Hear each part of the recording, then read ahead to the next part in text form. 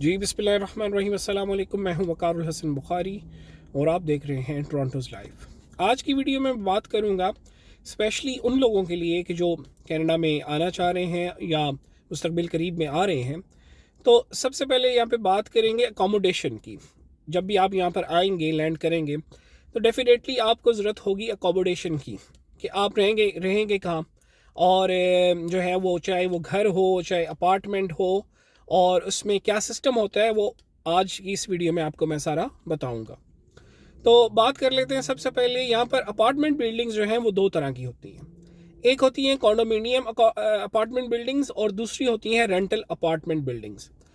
जहाँ तक बात है कॉन्डोमिनियम की, तो कॉन्डोमिनियम जो बिल्डिंग्स होती हैं वो ज़रा लेविश होती हैं और उनके अपार्टमेंट्स जो हैं वो ज़्यादा खूबसूरत होते हैं। और इसके अलावा जो कॉन्डोमिनियम बिल्डिंग्स होती हैं उनमें आपको जो है वो मुख्तलिफ़ तरह की और भी सहूलियात दी जाती हैं। जैसे माइट भी आपको जिम की सहूलत दी जाए या आपको जो है वो स्विमिंग पूल की सहूलत दी जाए।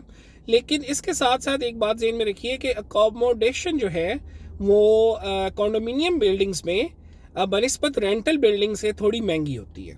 उसकी वजह ये है कि जैसे मैंने आपको बताया कि एक तो सहूलियात होती हैं, दूसरी ये है कि अकोमोडेशन जो है जो आपकी कॉन्डोमिनियम बिल्डिंग्स में है वो ज़्यादातर उन लोगों के लिए होती है कि जो थोड़े बूढ़े हों, जो थोड़े से यानी कि या तो फिर बहुत ज़्यादा अमीर हों। क्योंकि जो कॉन्डोमिनियम बिल्डिंग्स में जो अपार्टमेंट्स हैं वो लोगों ने लेकर ख़रीद कर रेंट आउट किए होते हैं, तो इस वजह से वो थोड़ा महंगे होते हैं बनिस्बत उन बिल्डिंग्स के जो सिर्फ़ और सिर्फ रेंटल पर्पस के लिए जो है वो बनाई जाती हैं।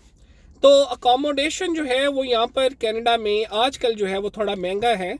अगर आप बात करें आज से चंद साल पहले की, तो अकोमोडेशन इतनी महंगी नहीं थी कि जितनी आज के दौर में या आज के वक्त में या आफ्टर कोविड जो है वो जो प्राइजेज़ हैं, जिस तरह से मैंने आपको पहले अपनी वीडियोस में बताया कि हर चीज़ की प्राइस जो है वो ज़्यादा हो चुकी है, उसी तरह से जो अकोमोडेशन है यहाँ पर वो भी महंगी है।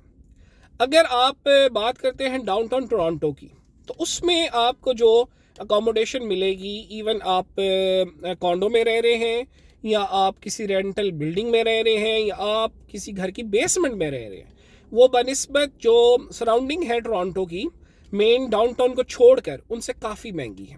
उसकी कुछ वजूहत हैं, वो ये हैं कि जो मेन डाउनटाउन टोरंटो है उसमें सारे ऑफिसेज हैं, उसमें जो है वो कह लें कि शॉपिंग मॉल्स हैं, उसमें लाइफ और तरह की है। इस वजह से जितनी सहूलियात के करीब आपकी बिल्डिंग होगी, आपकी अकोमोडेशन होगी, आपको पैसे भी उतने ज़्यादा ही पे करने पड़ेंगे।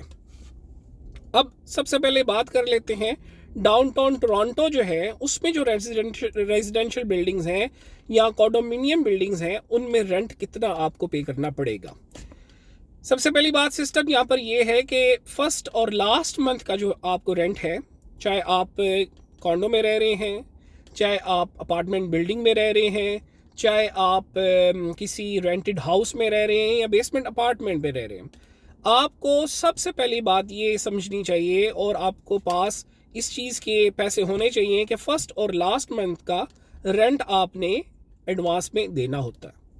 ये नहीं होगा कि आप रहना शुरू कर दें और उसके बाद जब मंथ ख़त्म होगा तो फिर हम रेंट दे देंगे।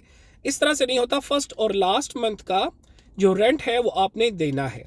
और अगर डाउनटाउन की बात करेंगे, डाउनटाउन टोरंटो की, तो उसमें आपको 1 बेडरूम अपार्टमेंट, उसमें 1 बेडरूम होगा, छोटा सा लिविंग एरिया होगा, एक छोटी सी बालकनी होगी और एक वॉशरूम होगा।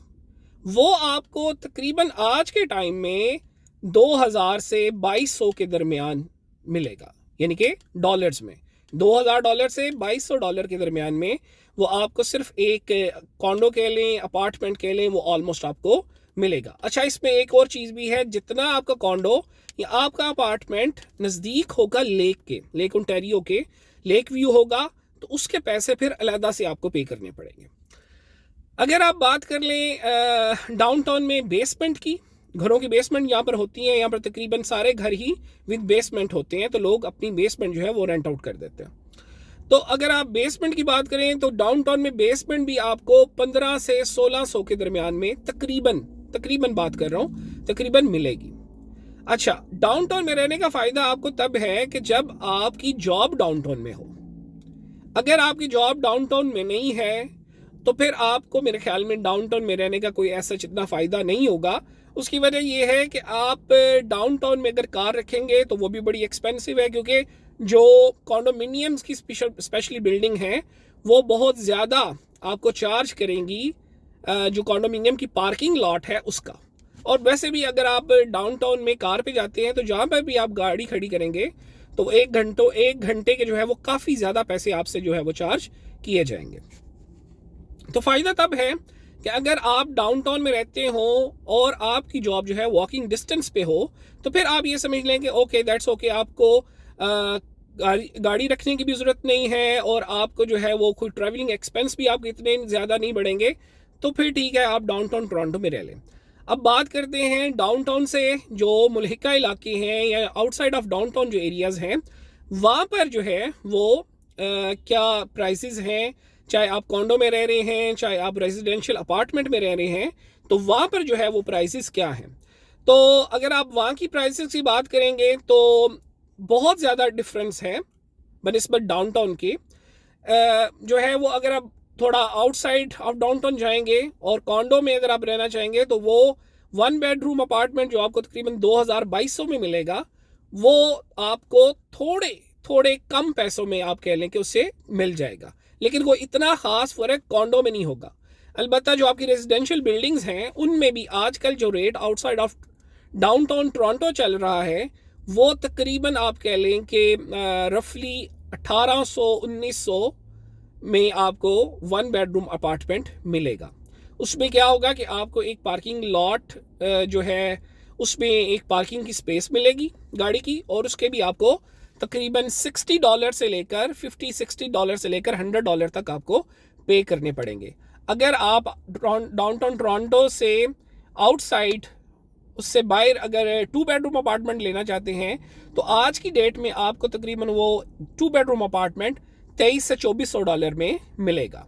तो इस हिसाब से अगर आप देख लें कि जो आपकी प्राइजेज़ हैं रेजिडेंस की रहने की प्राइजेज़ जो हैं वो बहुत ज़्यादा हो चुकी हैं।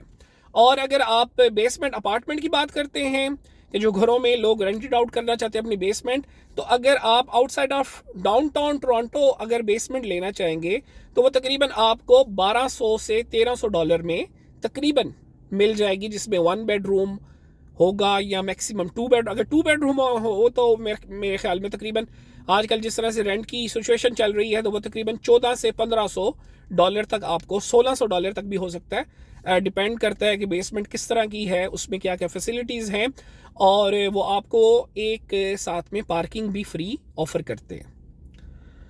तो ये जो है बेसिकली तौर पे आप अपने जेहन में रखिए कि जब आप यहाँ पर आएंगे तो फर्स्ट और लास्ट मंथ का रेंट आपके पास होना चाहिए, और उसके अलावा जो है वो आप अपने जेहन में रखें कि आपका मंथली जो रेंट बनेगा अगर आप अपार्टमेंट में रहते हैं, वो भी डाउनटाउन में आप नहीं रहते, आप डाउनटाउन टोरंटो से बाहर रहते हैं, तो वो तकरीबन आपका कह लें कि ऑलमोस्ट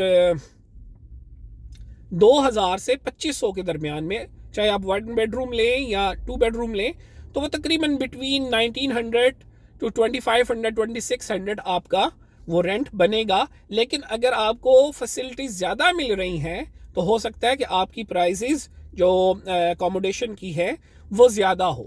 तो जब आप कनाडा में आ रहे हैं तो आपको ये तमाम बातें, तमाम चीज़ें अपने ज़हन में रख कर आनी चाहिए कि इतना ख़र्चा सिर्फ़ और सिर्फ आपकी अकोमोडेशन का जो है वो हो जाएगा, बाकी एक्सपेंसेस के साथ वो अलहदा हैं, जिसमें ग्रोसरीज हैं, जिसमें आपकी अगर आप गाड़ी लेते हैं उसके एक्सपेंस हैं, फिर आपकी गैस के एक्सपेंस हैं, फिर गाड़ी की इंश्योरेंस के एक्सपेंस है, तो वो सारा मिल मिला के जो है ना वो आपका अच्छा खासा ख़र्चा तकरीबन महीने का बन जाएगा। तो अगर आप कनाडा में आना चाहते हैं, स्पेशली आप टोरंटो में आना चाहते हैं, तो डेफिनेटली ये सारी चीज़ें आपके ज़हन में होनी चाहिए। अगर आपको मेरी आज की वीडियो अच्छी लगी हो, आपका कोई क्वेश्चन हो, तो मुझे कमेंट में कीजिए।